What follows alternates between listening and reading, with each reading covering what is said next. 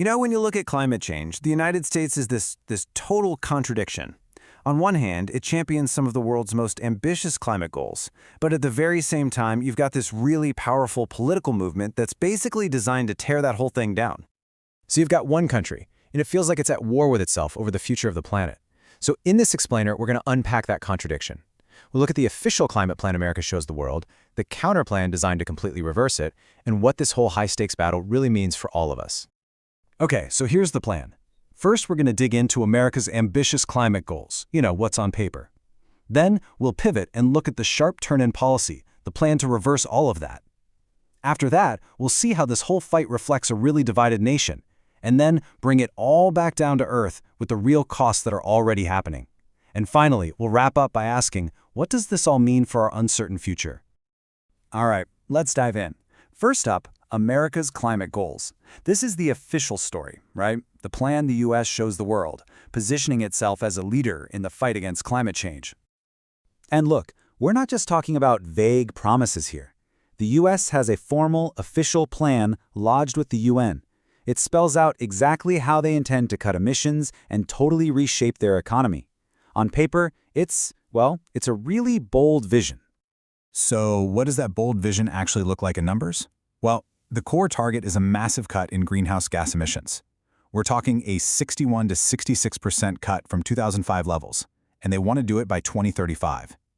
I mean, that is an incredibly aggressive timeline. It puts the U.S. right up there with the most ambitious major economies on the planet. And this isn't just talk. There's some serious cash behind this ambition. You've got these two massive pieces of legislation, the Inflation Reduction Act, or IRA, and the Bipartisan Infrastructure Law. Together, they're funneling hundreds of billions of dollars into totally transforming the American economy. The goal here is huge. Overhaul everything from the power grid to help people get around, and do it all while creating this new wave of green manufacturing jobs. Okay, but you know how it goes. For every action, there's an equal and opposite reaction. And in American politics right now, that reaction is intense. It comes with a super detailed plan to reverse every single part of that vision we just talked about.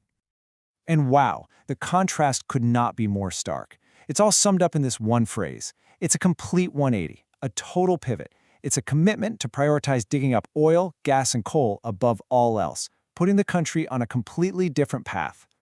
And these proposed reversals, they're not random. They're systematic.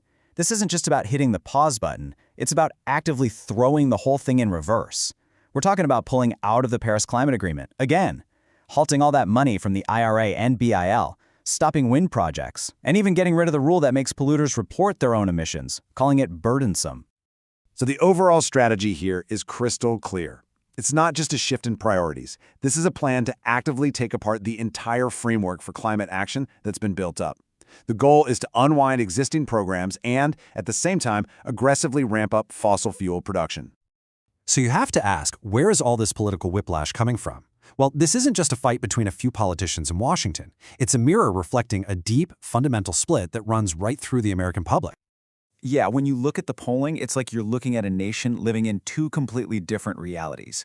On one side, you've got about 1 in 5 Americans who are extremely worried that climate change is going to make their communities unlivable. But on the complete opposite end of the spectrum, you have another 1 in 5 who say they either don't know if it's happening or they just flat out don't believe in it. And that deep divide, that's the fuel for this entire political firestorm. Okay, so while that political debate is raging, the real world, it's not waiting around for a winner. Let's step away from the politics and the polls for a minute and look at the real, measurable impacts that are already happening right now. Get this, between the year 2000 and 2020, a staggering 3.2 million people in the U.S. were forced to leave their homes because of growing flood risk. I mean, that's not some future prediction. That's already happened. And at the same time, the oceans are rising.